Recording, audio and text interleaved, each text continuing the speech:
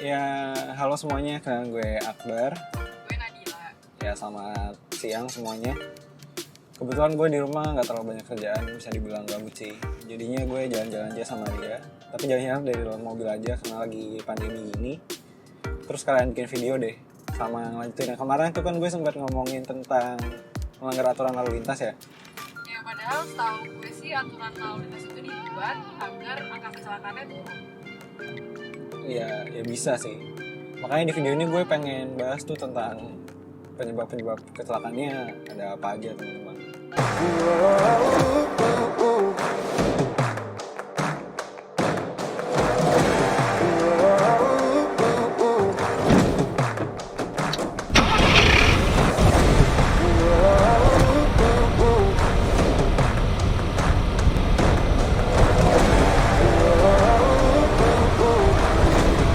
Nah jadi sebelum ngomongin kecelakaan dan lain-lain, kita pertama harus tahu dulu tentang jalan lah setidaknya fungsinya apa gitu.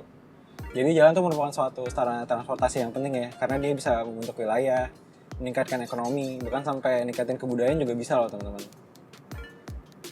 Nah saking pentingnya fungsi jalan itu, si perencana atau orang yang bikin jalan tuh nggak bisa kayak sembarang bikin jalan dan kayak semau dia lurus-lurus doang gitu.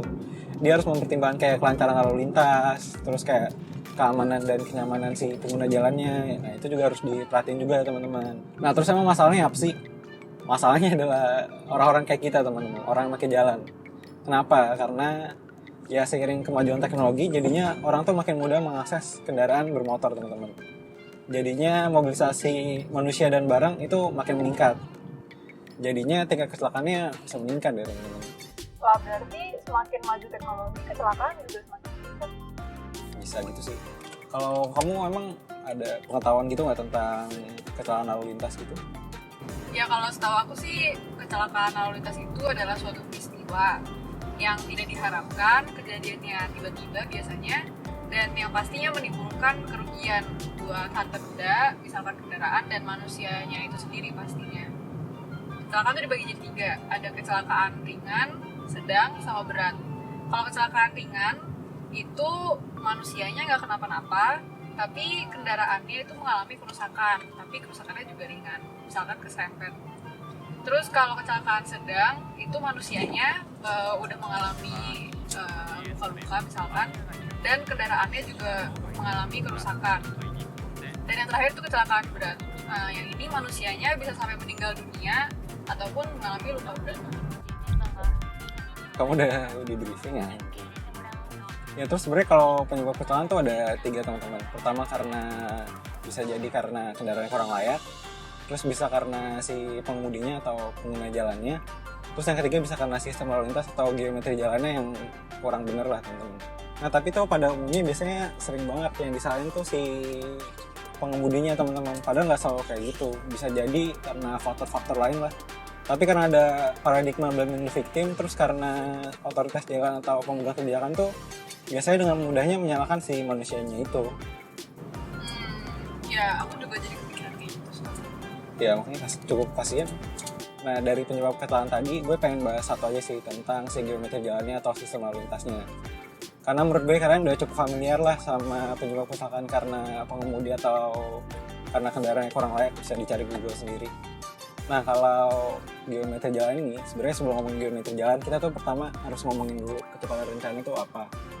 Jadi kecepatan rencana tuh merupakan kayak jalan itu diperuntukin buat kecepatan berapa, gampangnya gitu sih.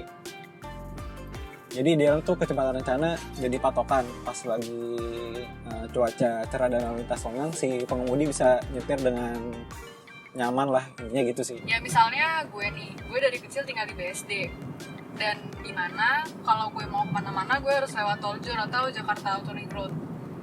Yang menurut pengalaman gue sih di Tol Jor itu kecepatan rencananya dari 80 sampai 100 km per jam.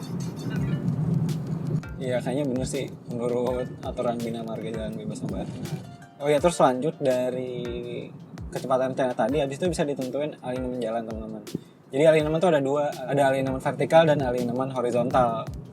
Mungkin buat teman-teman istilah alignment tuh kurang familiar ya. Intinya alignment tuh merupakan suatu rencana atau gambaran yang nunjukin kapan jalan itu naik turun atau belok-belok lah. Karena kalau bikin jalan nggak mungkin lurus-lurus doang, pasti ngikutin kontur jalannya lah. Terus kalau bikin belokan juga nggak yang tajam-tajam banget, karena harus ngimbangin gaya sentrifugalnya. Sama kalau bikin turun atau tanjakan juga ya yang logis-logis aja, yang halangan di depannya kelihatan. Jadi jarak pandang si pengendaranya bagus. Ya yang kayak gue bilang tadi, misalkan gue tinggal di BSD dari kecil dan ya sampai sekarang gue akan lewat tol Jor, misalkan tol kemana-mana. Dan menurut gue kalau di tol Jor itu sih alignment jalannya udah cukup bagus.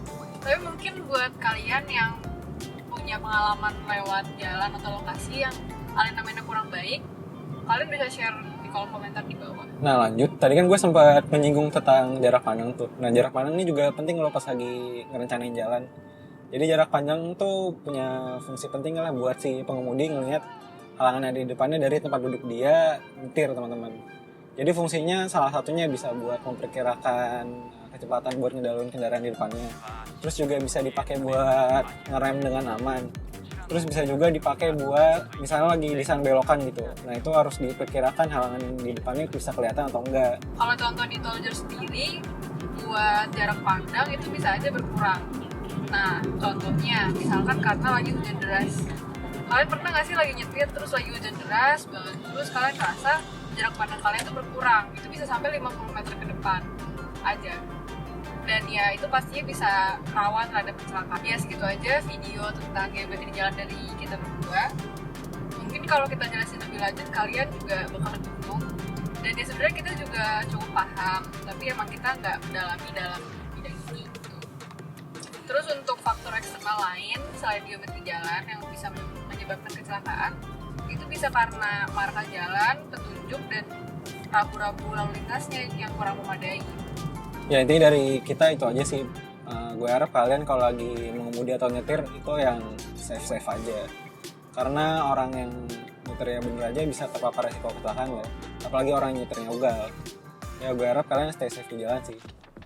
Mungkin segitu aja video dari kita. Semoga kalian suka. Gue harap kalian kasih like video ini atau komen di bawah.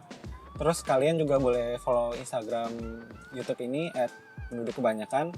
Ya segitu aja video dari gue, sampai jumpa di video berikutnya.